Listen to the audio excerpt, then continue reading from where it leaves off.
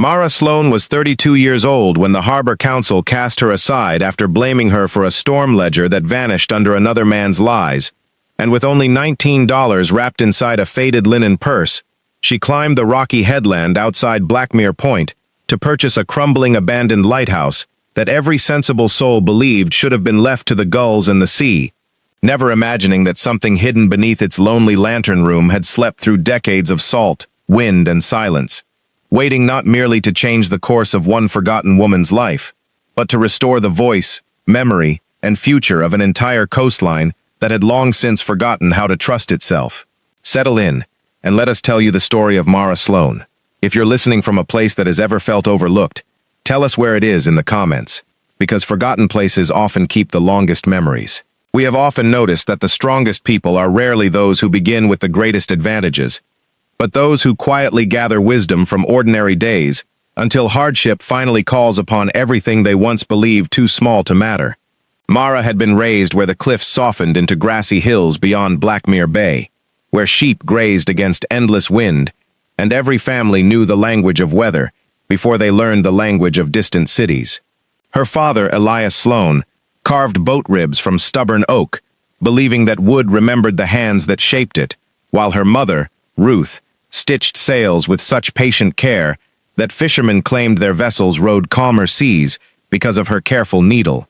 Their home was modest, but every shelf, table, and window carried the mark of work honestly finished. Nothing was wasted. Not thread, not bread, not kindness. Every broken lantern found another use. Every cracked bucket became a planter. Every weathered board eventually supported another roof. Mara grew among these quiet lessons until they became part of her breathing. She learned that value was rarely visible when something first appeared before our eyes. Her father would place twisted driftwood upon the workbench and ask her what she saw. She always answered firewood. He would smile, trim away a few rough edges, and reveal the graceful curve of a chair arm or the handle of a child's toy. "Most people stop looking too soon," he would say. "That is how good things are thrown away." Those words settled deeper than either of them could have imagined. When storms gathered beyond the western horizon, Mara climbed the cliffs to watch the lighthouse at Blackmere Point cast its slow circle across the waves. Even as a child, she admired the keeper's discipline. Every evening, whether ships appeared or not, the lantern shone because someone believed unseen travelers still mattered. She never met the old keeper, who kept mostly to himself, but she respected the steady rhythm of that lonely life. The lighthouse seemed less like a building than a promise standing against darkness. Her mother once told her that every community survived because a few people continued doing necessary work long after applause had disappeared. Mara carried those words into adulthood as faithfully as sailors carried compasses. Schooling ended early for most girls in Blackmere, yet Mara possessed an uncommon gift for numbers. The harbor merchants discovered that she could balance accounts without error, remember shipments from memory, and spot missing figures before anyone else noticed. Soon she worked inside the harbor office, where cargo manifests, docking fees, and lighthouse maintenance records passed through her careful hands. She never sought attention. She believed accuracy itself was a form of respect. Older captains trusted her because she never altered a figure to please a powerful man, nor ignored a mistake simply because correcting it required uncomfortable conversations. Her reputation spread quietly across neighboring towns. Mothers pointed toward the harbor office and told daughters that diligence could build a respectable life, even when fortune arrived slowly. Years passed with gentle predictability, until Elias died after a winter fever swept across the coast.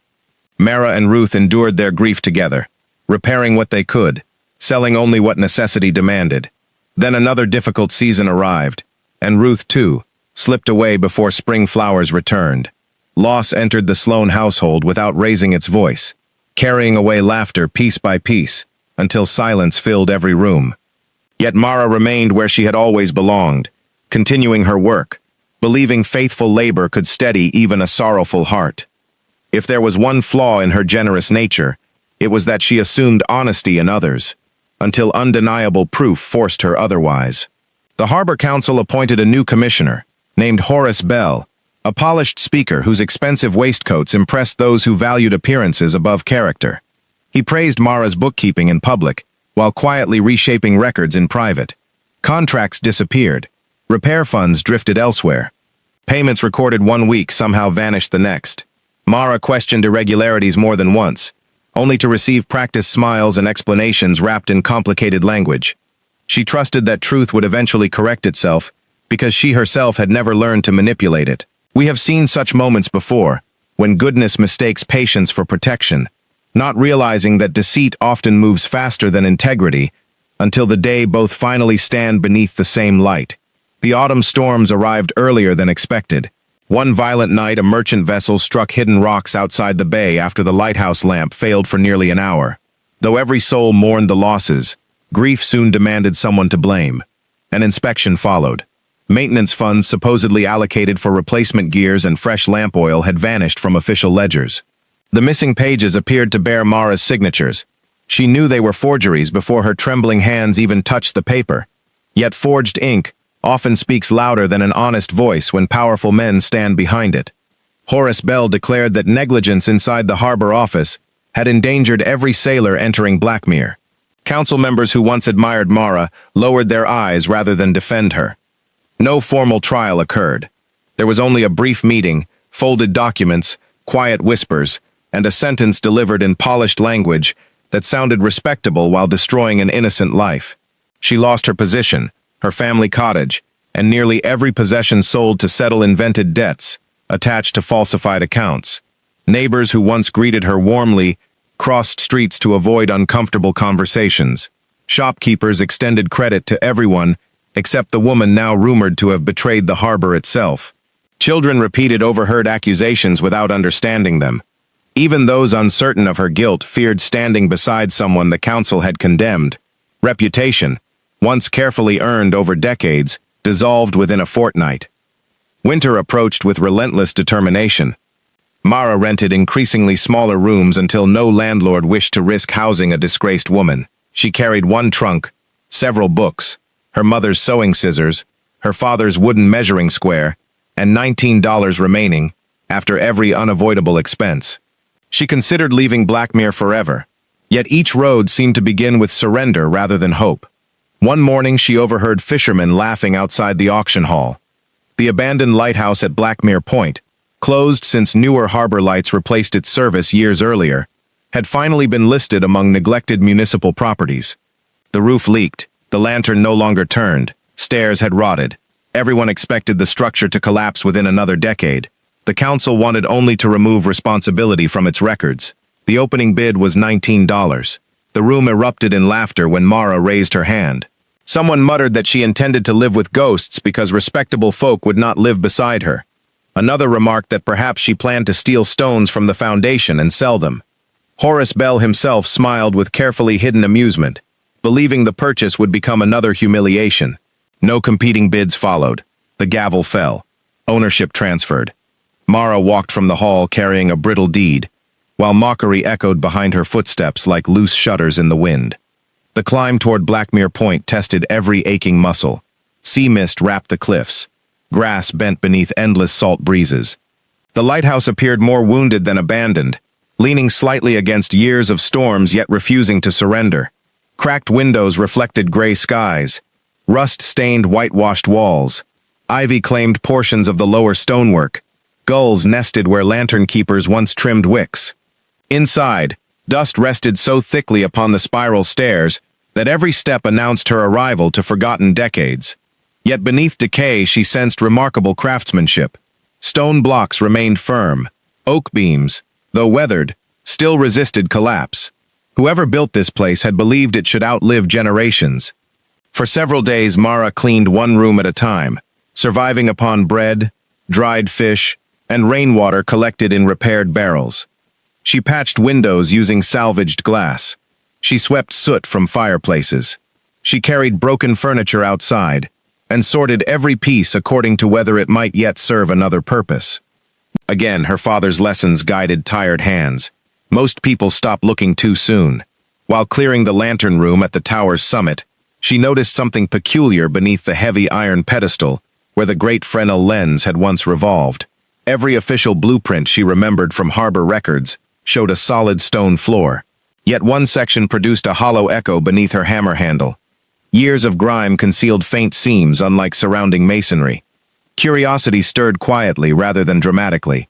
She spent 2 evenings removing rusted bolts securing the pedestal, each one resisting with stubborn dignity, earned through decades of sea air. On the 3rd evening, with twilight painting copper light across restless waves, the final bolt surrendered.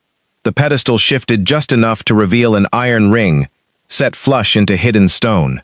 Her pulse slowed, instead of quickening. Extraordinary discoveries rarely announce themselves with noise. She fetched lanterns, rope, and a pry bar before lifting the concealed slab. Cool air rose from darkness below, carrying neither decay nor seawater, but the dry scent of old timber and sealed paper. Narrow steps disappeared into a chamber unknown to every record she had ever balanced. Nothing glittered with obvious wealth. No gold spilled from opened crates. Instead, the room contained something rarer than treasure, because it preserved truth. The first journal belonged to Gideon Harrow, the lighthouse keeper who had served Blackmere Point through 31 years, before disappearing under mysterious circumstances, decades earlier. Local stories claimed he had abandoned his duties and fled after suffering declining health. Others whispered he drowned at sea. Children invented ghost tales around his lonely tower. Yet his opening pages calmly dismantled every rumor. Gideon had secretly documented illegal shipping operations conducted by influential merchants who smuggled stolen cargo through hidden coves during heavy fog. He feared local authorities had become compromised, so he created this concealed archive, intending to deliver evidence directly to federal investigators when enough proof accumulated. Maps identified hidden inlets. Ledgers matched vessel names with missing cargo reports from distant ports. Letters described bribes paid to council members. Most surprising were records naming respected families, whose modern descendants still held influence throughout Blackmere. Then Mara discovered an unfinished final entry. Gideon wrote that someone inside the harbor administration had learned of his investigation. He no longer trusted ordinary correspondence, because letters disappeared before reaching provincial offices. He intended to seal every document beneath the lantern room until someone honest found them. If he failed to return from an arranged meeting on the cliffs, the lighthouse itself would become guardian of the truth. No later entries followed. Mara sat motionless, while lantern flames whispered against glass. The silence surrounding Blackmere had never been ordinary silence. It had been protected silence. Among the documents lay one sealed envelope bearing unfamiliar handwriting. To whoever finds this place before time defeats the stone. Her careful fingers opened the brittle wax. The letter spoke not of revenge but responsibility. Gideon admitted that exposing corruption would wound innocent families before healing the town. Children would inherit shame earned by fathers. Honest workers might lose livelihoods built beside dishonest employers. Yet allowing lies to survive another generation would demand even greater suffering later. Truth, he wrote, resembles lighthouse light itself. Some curse it because it reveals dangerous rocks. Others bless it because it prevents wreckage. The light remains unchanged. Those words settled deeply within Mara, because they echoed lessons she herself had carried since childhood. Over the following weeks, she cataloged every document with meticulous precision. Rather than rushing into town waving sensational discoveries, she cross-referenced shipping manifests preserved within her own memory. Dates aligned astonishingly well with strange discrepancies she had once questioned inside the harbor records. Certain missing maintenance funds, including those recently blamed upon her, followed accounting methods remarkably similar to schemes first documented decades earlier. Corruption had survived by teaching itself from one generation to the next. Horace Bell had not invented deception. He had inherited it. Hidden within another cedar chest rested something even more unexpected. Several carefully wrapped wax cylinders lay cushioned beneath layers of linen cloth, and beside them stood an early phonograph recording device preserved under oilskin. A handwritten note explained that Gideon had recorded spoken testimonies from sailors who feared signing written statements because they knew the wrong eyes would eventually discover their names. Though dust coated every gear and hinge, Mara recognized that the mechanism had been stored with extraordinary care. She spent days cleaning each moving part with lamp oil, polishing brass fittings until they turned freely once more, replacing cracked leather belts with strips she cut from an old harness, and tightening tiny screws one careful turn at a time. When at last the needle settled gently upon the first cylinder, and the handle completed its steady rotation, a wavering human voice drifted through the chamber, as though the years themselves had opened their mouths.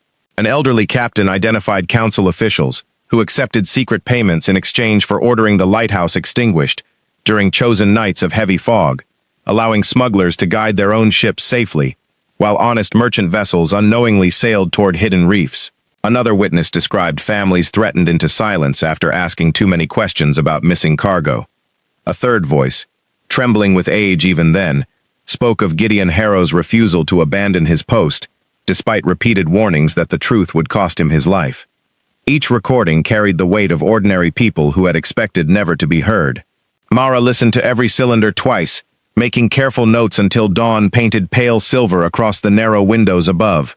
She understood then that the greatest treasure hidden beneath the lantern room was not evidence against corrupt men alone, but the preserved courage of forgotten people, who had chosen honesty, even when honesty appeared destined to lose. Yet evidence alone could not guarantee justice. Mara understood that exposing influential names without preparation might simply result in the archive disappearing again, along with herself. She chose patience over spectacle, knowing that truth rushed into the wrong hands could be buried just as easily as it had been before. She began copying every journal by hand, working long into the night beneath the soft glow of an oil lamp until her fingers cramped from holding the pen. Every page was reproduced exactly as Gideon had written it, every map traced with painstaking care, every ledger balanced line by line so no one could accuse her of altering the evidence. She divided the copies among people whose integrity had survived every changing season. Dr. Edwin Vale hid one complete collection beneath loose stones in the cellar of his weathered home. Abigail Thorne, the village schoolteacher, concealed another inside a false compartment beneath the floorboards of the schoolhouse library, where curious children would never accidentally discover it. Two trusted fishermen carried sealed envelopes to neighboring counties, instructed not to open them unless Mara failed to return within a month's time. Truth, once scattered among honest hearts, could no longer be silenced by destroying a single room beneath an abandoned lighthouse. Word slowly spread throughout Blackmere that the disgraced woman had not abandoned the old tower after all. Smoke rose from its chimney each morning. Fresh curtains appeared behind cracked windows. The path leading toward the cliff slowly became clear of weeds. People passing in fishing carts noticed repaired shutters, newly painted doors, and flower boxes built from salvaged timber. They laughed less than they once had, though few admitted why. Some began wondering whether a woman capable of restoring a dying lighthouse might not have deserved the accusations forced upon her. Horace Bell noticed the change before anyone else. He understood that ridicule had begun giving way to curiosity, and curiosity often became dangerous whenever lies depended upon silence. One windy afternoon he climbed the headland, carrying an expensive walking cane and wearing the same polished smile that had fooled the council for years. He complimented Mara on her determination, admired the repairs she had already completed, and finally offered to purchase the lighthouse for $50, more than twice what she had paid only weeks before. He claimed he wished to preserve the structure as a memorial to the town's maritime past, but his eyes wandered repeatedly toward the spiral staircase leading upward to the lantern room. Mara thanked him politely, before refusing the offer without hesitation. For the briefest instant, the pleasant mask slipped from his face. His jaw tightened, his eyes hardened. Then the practiced smile returned as though nothing had happened. He tipped his hat, wished her good fortune, and descended the cliff without looking back. That evening, Mara discovered muddy footprints circling the base of the lighthouse. Someone had searched every lower room while she had been gathering driftwood along the shore. Cupboards stood slightly open. Blankets had been disturbed. Even the fireplace stones had been shifted.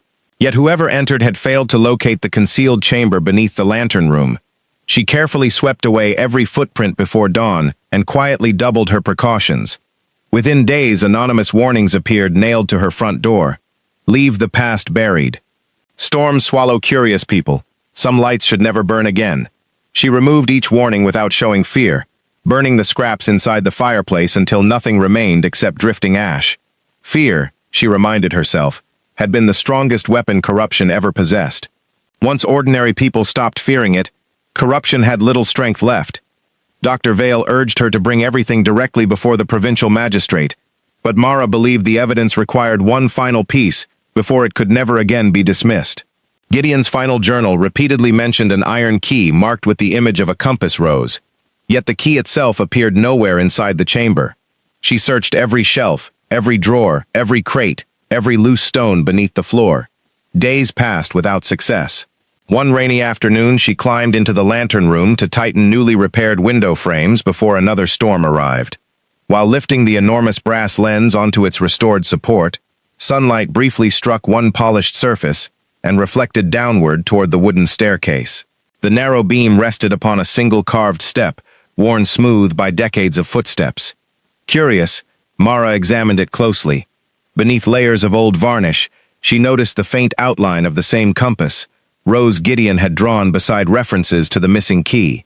She carefully pried loose the weathered tread. Hidden inside the hollow support rested a small iron box wrapped in oilcloth, so perfectly preserved that barely a trace of rust marked its hinges. Inside lay the missing key, along with one final sealed packet addressed not to officials or investigators, but to Break Ray, the keeper who chooses truth over comfort. Mara's hands trembled as she unfolded the carefully preserved pages. Gideon explained that the archive beneath the lighthouse contained enough evidence to expose decades of corruption, but another secret remained hidden, where only the rightful finder could uncover it. The key unlocked a weatherproof chest secured within a sea cave beneath Blackmere Point, reachable only during the lowest tide of the year. There, Gideon had hidden original property deeds proving that nearly half the shoreline surrounding the harbor had been stolen through forged documents many years earlier. If those deeds survived, hundreds of hard-working fishing families could legally reclaim docks, warehouses, and homes taken from them through generations of deception. Mara folded the letter slowly, staring out through the lantern windows toward the endless gray sea.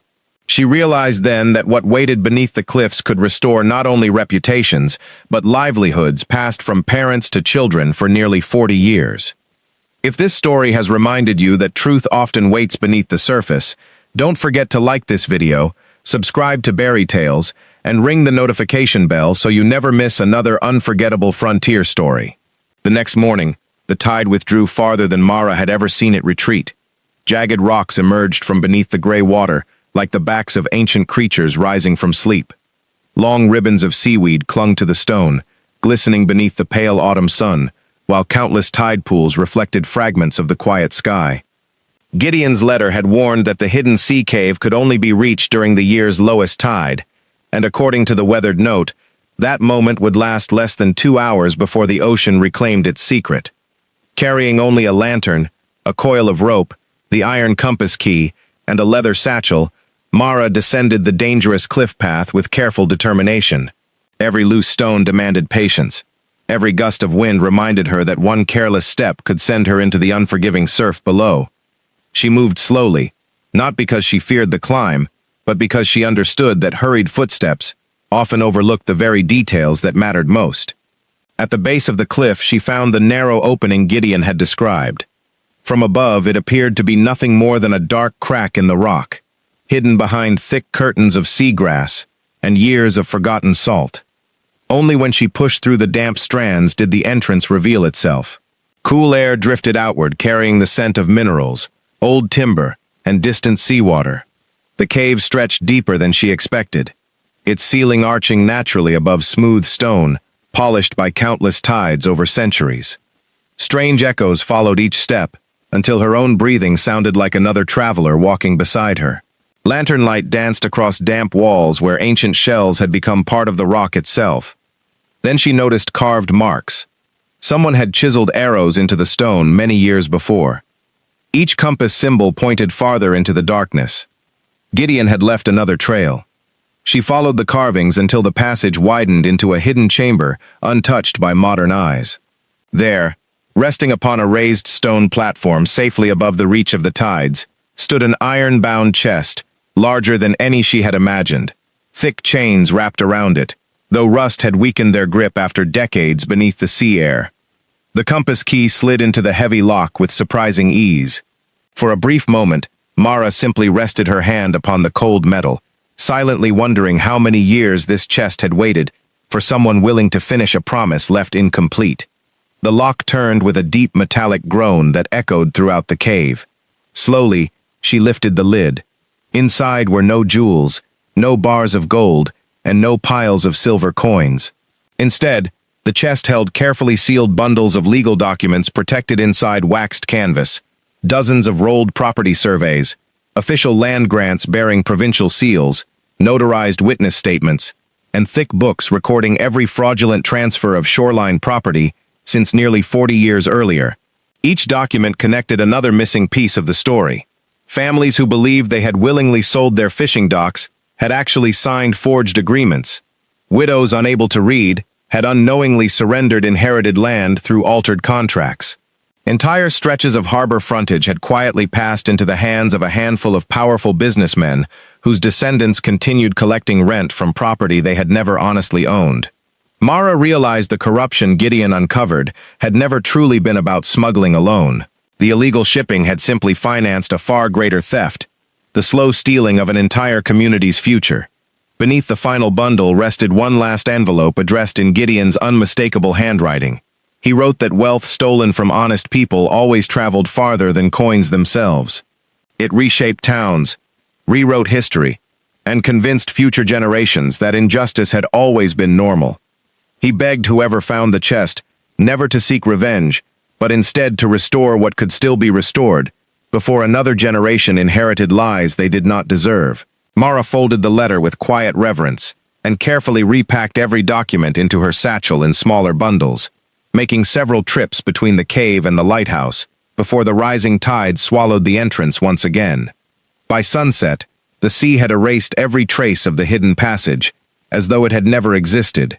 Standing atop the restored lantern room, she watched waves crash harmlessly against the cliffs below and understood that nature itself had guarded Gideon's final secret until the right hands arrived.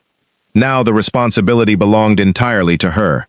She spent the following week organizing every recovered deed beside the journals already hidden beneath the lighthouse. Maps covered the old keeper's table from one end to the other.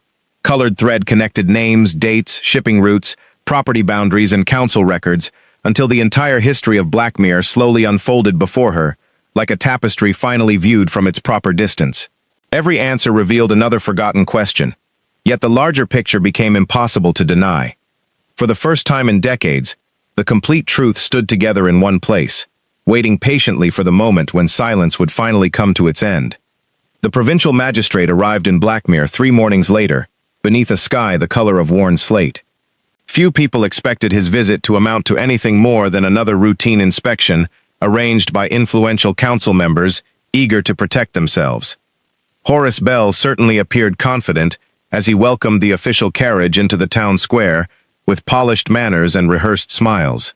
Yet confidence built upon deception always carries the quiet fear that one forgotten detail may still remain beyond its control. Mara entered the council hall, carrying only a leather satchel worn smooth by years of careful use. No dramatic speeches waited upon her lips.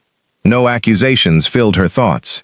She believed facts deserved to speak before emotions ever attempted to persuade. One by one, she placed Gideon's journals upon the long oak table. Beside them came the copied harbor ledgers, the original property deeds recovered from the sea cave, the maps of hidden coves, the witness statements, and finally, the carefully restored phonograph. Council members exchanged uneasy glances, recognizing documents they believed had vanished forever decades earlier. Horace Bell remained composed, dismissing the collection as clever forgeries, assembled by a desperate woman seeking revenge for losing her position. The magistrate said nothing. He merely opened the first journal and began reading in complete silence. Nearly half an hour passed before another voice entered the room. Every page revealed another carefully documented payment, another forged signature, another vessel deliberately guided through secret channels, while legitimate ships risked destruction upon unseen reefs. Gideon's handwriting remained remarkably consistent across thousands of entries, supported by official seals and shipping manifests impossible to fabricate after so many years. Then Mara gently placed the first wax cylinder onto the phonograph. The room filled with the trembling voice of Captain Amos Whitlock, recorded nearly 40 years earlier, naming council officials who accepted payments in exchange for extinguishing the lighthouse on predetermined nights. Every sentence struck the chamber with greater force than shouting ever could. The dead possessed no reason to lie. A second recording followed, then a third. Each testimony confirmed details already preserved within the journals. By the time the final cylinder stopped turning, No one in the room remained untouched by the weight of forgotten truth. The magistrate requested the current harbor ledgers. Mara quietly produced them from her satchel. He compared figures separated by nearly 4 decades and immediately recognized identical accounting methods repeated almost perfectly from one generation to the next. The theft had never ended. It had merely changed names. Horace Bell's calm expression slowly dissolved. Beads of perspiration gathered beneath his collar despite the cool morning air. He attempted to explain away discrepancies as clerical misunderstandings inherited from earlier administrations. But every explanation collapsed beneath another page, another signature, another witness statement. Then Mara unfolded the recovered shoreline deeds from the sea cave. The magistrate carefully compared official registry seals against provincial archives carried inside his own reference case. Each matched precisely. Entire fishing families had indeed lost their property through fraudulent transfers, executed decades before.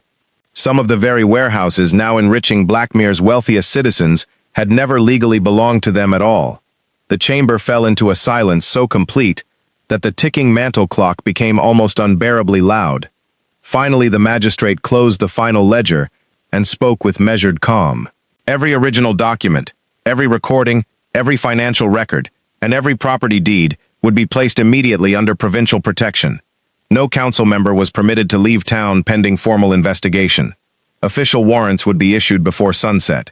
Horace Bell tried once more to protest, but his voice lacked the certainty it once carried.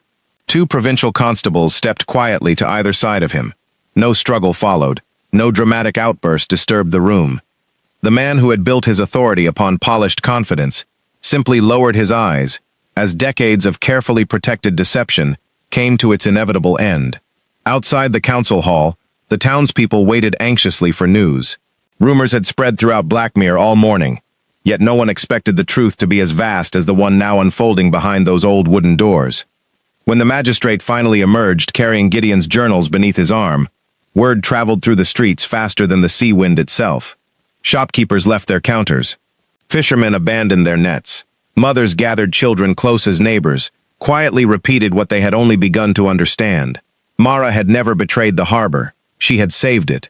The accusations that destroyed her life had been carefully constructed to protect men whose corruption reached back almost half a century. Some people wept openly, remembering harsh words they had once spoken against her.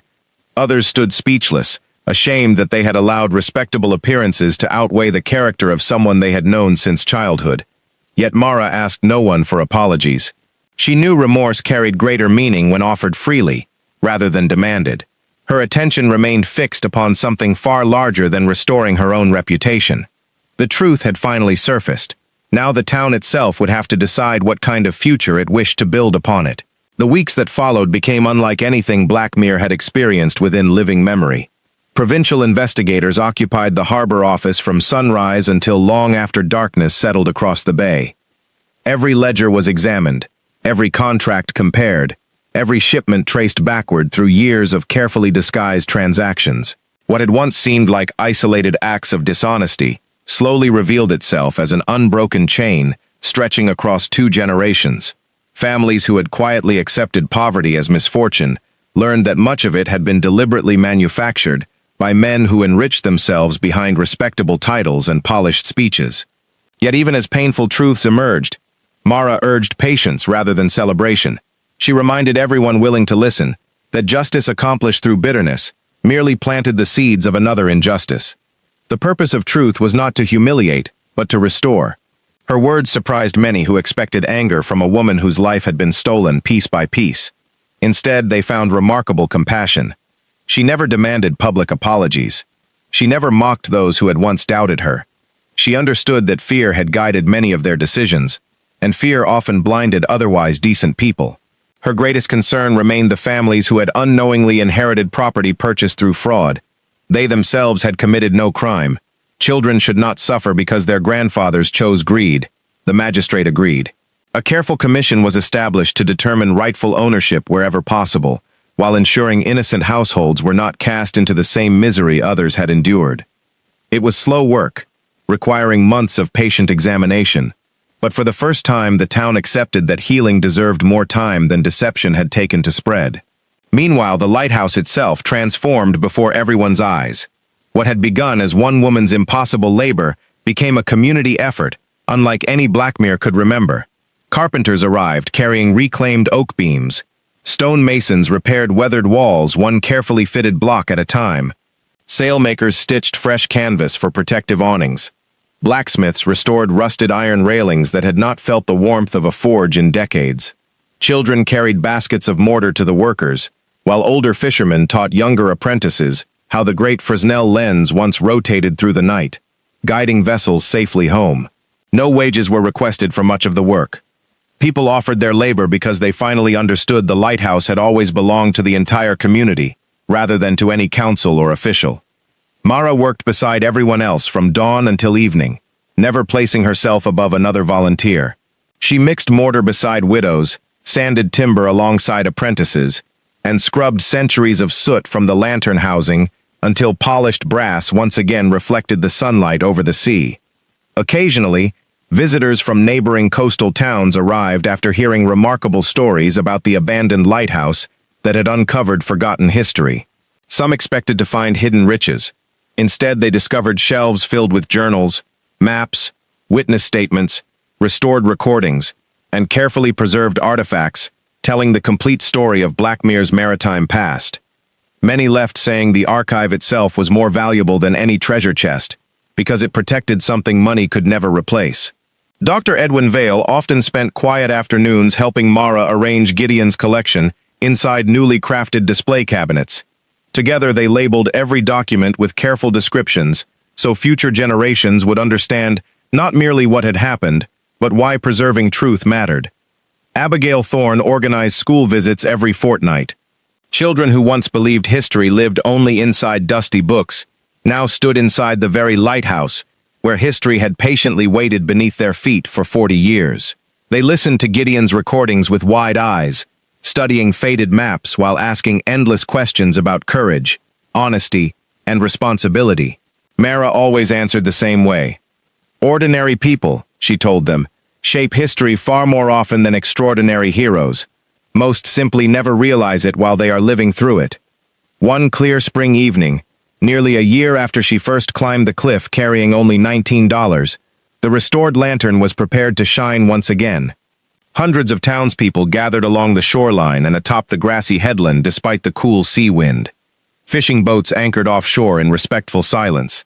Families who had once avoided speaking to Mara now stood beside her without embarrassment, grateful that forgiveness had proven stronger than resentment.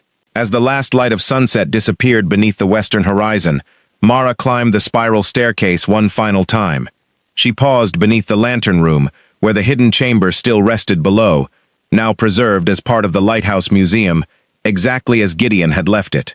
Resting one hand upon the weathered stone, she whispered a quiet word of thanks to the keeper, who had trusted an unknown future more than his own safety. Then she climbed the final steps. With one steady motion, she ignited the restored lamp. The great lens began its slow, graceful rotation, sending a brilliant circle of light sweeping across Blackmere Bay for the first time in decades. From every vessel came the long, deep sound of ship horns echoing across the water. Men removed their caps. Women wiped quiet tears from their eyes. Children cheered without fully understanding why their parents stood in such reverent silence. Yet everyone felt it. The darkness that had lingered over Blackmere for generations had finally come to its end, not because one woman uncovered hidden documents, but because an entire community found the courage to face its own history and choose a different future. Years passed, and the story of the lighthouse became less a tale of mystery than a lesson quietly handed from one generation to the next. Travelers who crossed the northern coast often paused at Blackmere Point, expecting only a beautiful view of restless waves and towering cliffs. Yet they always departed carrying something less visible than a memory of the sea. They left understanding that the strongest foundations were not built from stone alone, but from people willing to protect the truth, even when no reward appeared within sight. The restored lighthouse never again fell into neglect. Every evening, as the sun disappeared beyond the horizon, someone climbed the familiar spiral staircase to light the great lantern. Sometimes it was Mara herself. Sometimes it was one of the apprentices she had patiently trained. Later it became young men and women who had first visited the archive, as curious schoolchildren, and who now understood why every polished lens, every carefully balanced ledger, and every preserved journal mattered. They did not simply maintain a building, they continued a promise. The archive beneath the lantern room remained exactly as Gideon Harrow had intended, untouched except for careful preservation. His journals rested beside Mara's own records, documenting not only the years of corruption, but also the remarkable restoration that followed. Future historians added their own observations, until the shelves became a living history of Blackmere itself. No page was hidden, no uncomfortable truth was removed.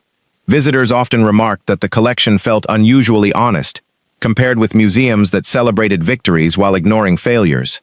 Mara would simply smile and answer that communities grew wiser by remembering both. The provincial government eventually recognized the lighthouse as an official historical landmark, ensuring its care for generations yet unborn. Grants restored the old keeper's cottage beside the tower, converting it into a reading room where sailors, students, and travelers gathered throughout the year. Scholars traveled long distances to study Gideon's journals, astonished by the precision of his records and the extraordinary patience with which he had preserved evidence for someone he would never meet. They also spoke with admiration of Mara Sloan, whose careful judgment prevented the archive from becoming another forgotten casualty of fear. Whenever asked how she had known what to do, she always returned to the lesson her father had taught while shaping driftwood upon an old workbench. Most people stopped looking too soon. She believed every important decision of her life had begun with those simple words. She had looked beyond a ruined lighthouse and found a promise. She had looked beyond accusations and found truth. She had looked beyond bitterness and found restoration. As her hair gradually turned silver and the seasons quietly gathered around her, Mara often stood upon the lantern gallery overlooking Blackmere Bay. Fishing boats moved confidently through waters once feared for hidden dangers. Children laughed along the restored docks their grandparents had nearly lost forever. Bells rang from busy workshops where honest trade had replaced quiet corruption. The harbor no longer whispered about missing records or vanished cargo. Instead, it spoke proudly of craftsmanship, fairness, and neighborly trust. Sometimes visitors asked whether she regretted spending her last $19 on a building everyone else considered worthless. She would glance toward the lantern room above and the hidden chamber below before answering with gentle certainty that she had never purchased a lighthouse at all. She had simply accepted responsibility for a story waiting patiently to be finished. And perhaps that was the greatest treasure hidden beneath the lantern room. Not the journals, the deeds, or the evidence that ended decades of silence, but the reminder that every generation receives unfinished work from those who came before. We may ignore it, fearing the burden it carries, or we may quietly continue it, leaving the world steadier than we found it. That choice belongs to each of us. So whenever the great light swept across Blackmere Bay, its warm beam reached far beyond ships searching for safe passage. It reached into homes, workshops, classrooms, and hearts, reminding everyone who saw it that forgotten places are never truly empty, overlooked people are never truly powerless, and the quiet courage to keep searching after everyone else has stopped can illuminate far more than the darkest sea. And whenever newcomers asked whose name should be remembered above all others, the townspeople would simply point toward the lighthouse, standing proudly against the wind, and answer, "Remember Mara Sloan, the woman who bought what everyone mocked, uncovered what everyone feared, and proved that truth, like a faithful light upon the shore, may be delayed for many years but can never remain hidden forever." And so, as another evening settled gently over Blackmere Bay, the great lantern completed its endless circle across the restless sea, its warm light gliding over the water just as it had generations before. Only now it carried a story no storm could ever wash away. The lighthouse no longer stood as a lonely monument to forgotten days, but as living proof that courage, honesty, and quiet perseverance could outlast deception, no matter how deeply it had buried itself beneath stone and silence. Mara Sloan never sought recognition, riches, or revenge. She simply honored the trust left behind by a man she would never meet, restored dignity to families who had almost forgotten it belonged to them, and reminded an entire community that the greatest treasures are rarely made of gold, but of truth carefully protected until the right hands are ready to carry it forward. Long after her footsteps no longer echoed upon the spiral staircase, children still paused beneath the lantern room to read the simple wooden plaque that remained exactly where she had placed it. Most people stop looking too soon. Those words became more than a lesson. They became the heart of Blackmere itself. Whenever the evening light swept across the harbor, old fishermen would smile quietly toward the cliffs, knowing that somewhere within every forgotten place waits a story worth saving, and somewhere within every overlooked soul lives the strength to change far more lives than they could ever imagine. Perhaps that is why the sea seemed a little calmer around Blackmere Point in the years that followed, not because the storms had ended, but because the people had finally learned to face them together with truth as their guiding light. And if you ever find yourself standing before something the world has dismissed as broken, abandoned, or beyond saving, remember Mara Sloan and the crumbling lighthouse everyone laughed at. For sometimes the greatest miracles are hidden beneath the places no one else is willing to search. Thank you for spending this journey with us. If this story touched your heart, please leave a like, share your thoughts in the comments, and subscribe to Berry Tales for more slow, cinematic frontier stories, filled with hope, resilience, and unforgettable discoveries. Until our next story, may you never stop looking where others have already turned away, and may every forgotten path you walk lead you toward a light worth finding.